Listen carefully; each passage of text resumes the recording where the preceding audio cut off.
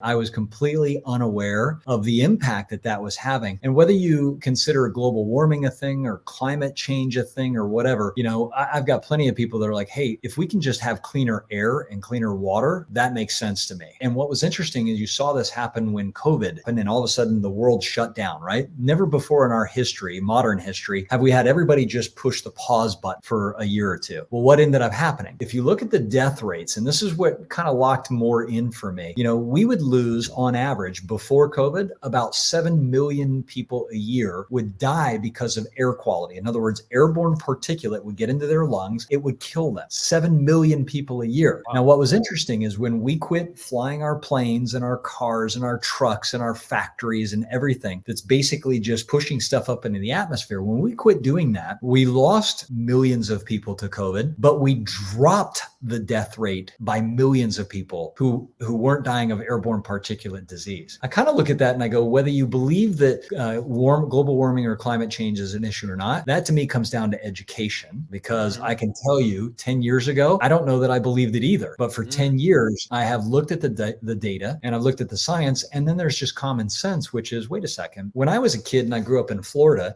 and we'd have a class 5 hurricane, which was 150 miles an hour, we would run for the hills, right? We would hunker down. That's 150 mile an hour winds coming through. But here's the core question. Are we having 150 mile an hour storms, or are we having 200 mile an hour storms? Are we having smaller or bigger? The planet is having bigger and more frequent and more powerful weather events. Yes. Now, whether it's hot or cold is irrelevant, because we're going to have super hot, like right now in San Diego, in California, there's fires and there's power outages, and it's consistent. Every single year, it's getting worse and worse and worse. That's an extreme. On the other side, you're seeing ice storms in places that never even got hail or snow. And you're seeing floods. You're seeing what some people go, geez, this is the last book in the Bible. What's interesting about that, if you want, and I know we'll go to the spiritual conversation, whether you're religious or spiritual or whatever your thing is, the simple reality is we are in a time of massive change. We are changing. Technology is changing. The planet is changing.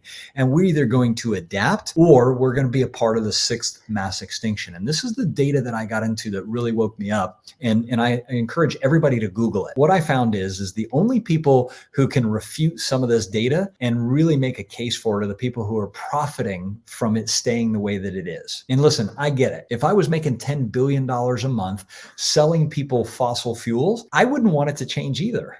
Yeah. If I'm honest, that would be a hard decision. Yeah. But I'm not. And I'm going, wait a second, what's best for my son and his potential family and their family?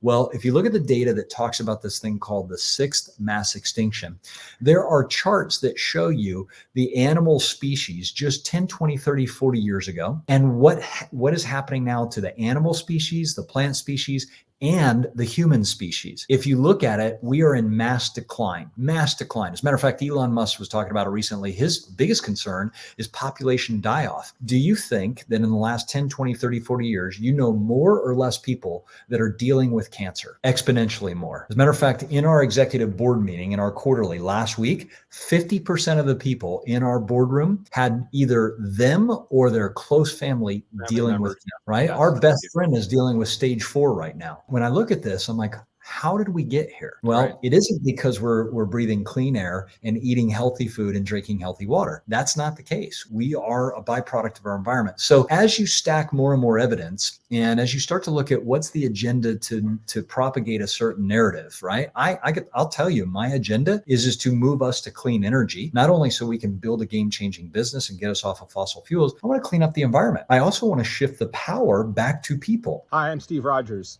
I hope you're enjoying the show. If you'd like to hear more from thought leaders, executives, CEOs, entrepreneurs, click on the link below and subscribe. We'd love to have you join us.